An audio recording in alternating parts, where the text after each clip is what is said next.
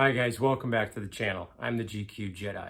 If you're not already subscribed, go ahead and blast that subscribe button down below so you don't miss out on any future content. Now, as a vintage Star Wars toy collector, I often get asked, how do I take care of my troopers? Well, there's more than one way to skin a womp rat, and today I'm going to tell you how I take care of my stormtroopers and why you shouldn't panic when they age. Now, vintage Star Wars action figures are some of the most durable things around. Kenner built them to last the ages, it seems. However, time is not always good to some figures and toys, especially white action figures like the Stormtrooper and Princess Leia. Some of these figures lose their pristine bone white look over time and start sporting a Tatooine tan, but I'll get back to that pod race in a minute. Now, I know that you guys have at least heard of, or maybe you've even experienced this horrifying phenomenon called plastic degradation at least some point in your toy collecting career. It's the opposite of being in the carbon freezing chamber. In essence, your figures are melting. Ever notice that some of your action figures look and feel like they are sweating?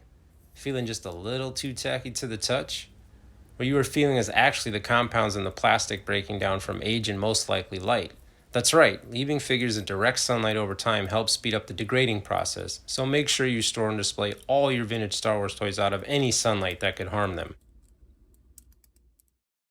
Kenner always cared. You should too.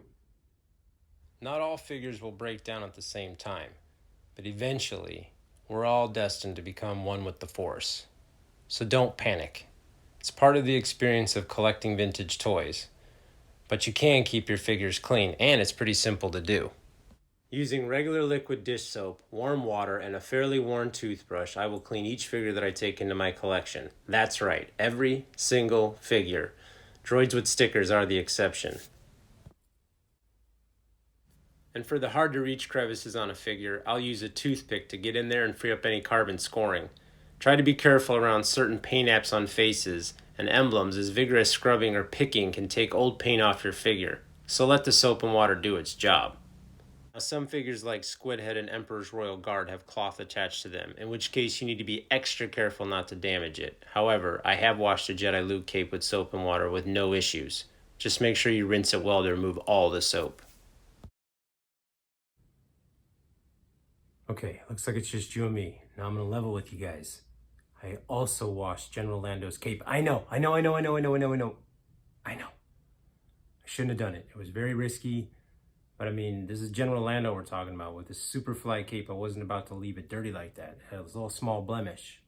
So I just took a little soap, a little water, and just very gently rubbed it out. I managed to get it all out. But I'm gonna be honest with you guys. I don't recommend doing that with a $200 plus last 17 figure. I just don't. But if you do, gamble at your own risk.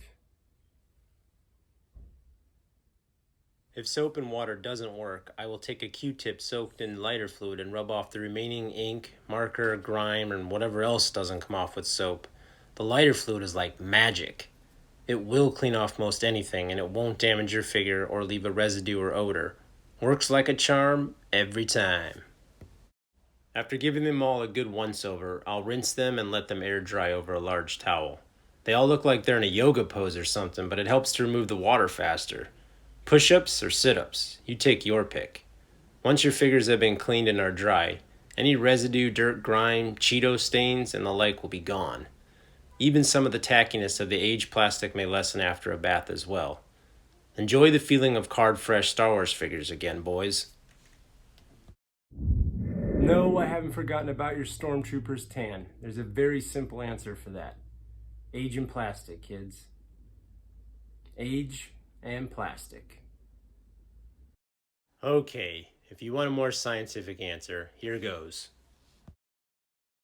Modern toys today use different plastic compounds than what Kenner used back in the day.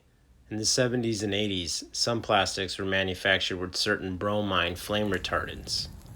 The idea being that these toys were made for children, and having them made from a flame retardant plastic seemed like an extra Kenner really does care move, which is awesome. The downside for us Toys R Us kids, adults, is that over time the toys can yellow.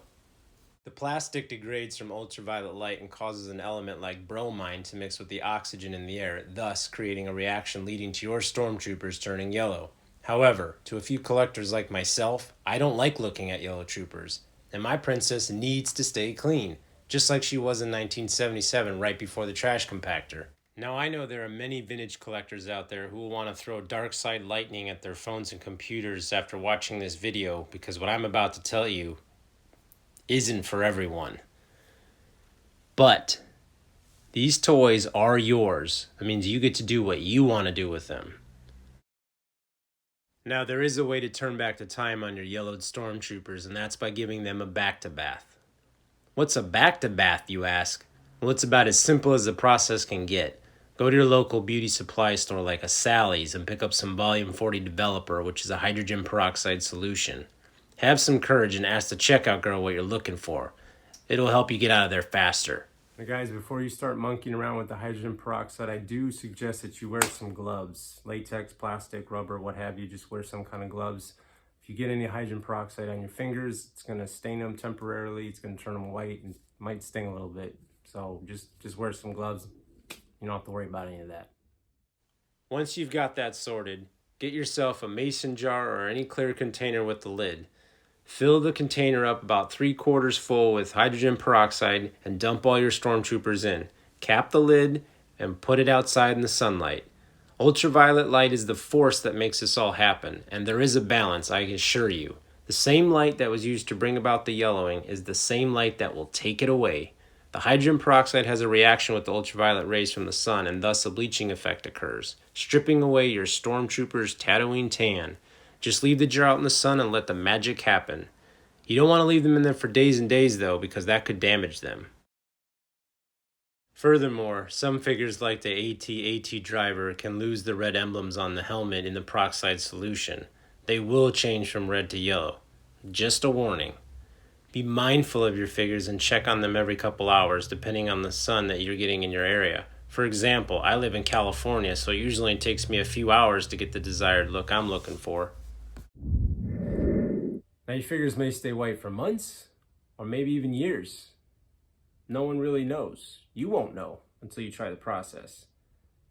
But I definitely think it's worth it if you're like me and you don't like yellow stormtroopers.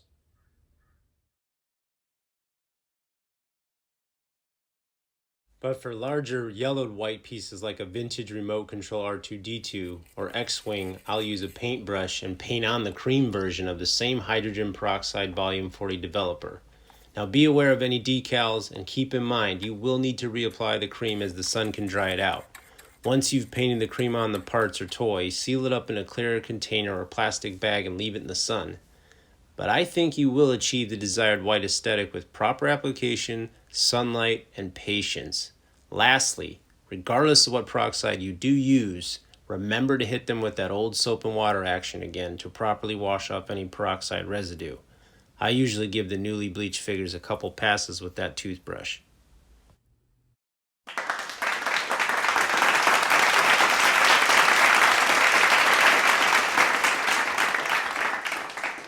Well guys, that's all the tips and tricks I have for you today. Hopefully you learned a little something about cleaning and maintaining your stormtroopers. Is there something about the video you liked, or something you didn't know? Something you found super interesting, far-fetched? Let me know in the comments down below. I'd love to hear your thoughts. And if you did like the video, please give that like button a thumbs up, because it would really help the channel. And if you're not already doing so, blast that subscribe button and hit the notifications bell so you don't miss out on future content. And remember, collect or collect not, there is no try.